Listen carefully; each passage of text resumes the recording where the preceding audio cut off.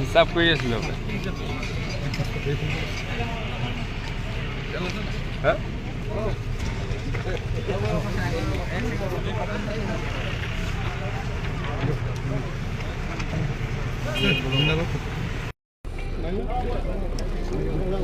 হ্যাঁ এটা নতুন চিন্তা যে ফ্লাইটৰ ভিতৰত ৰেষ্টুৰেণ্ট হৰি আৰু ভাস্কৰ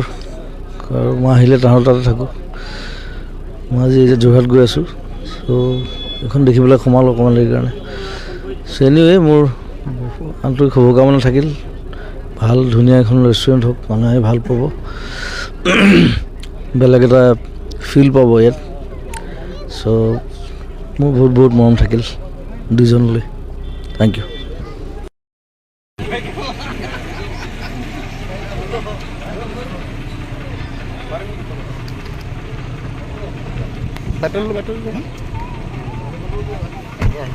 Betul.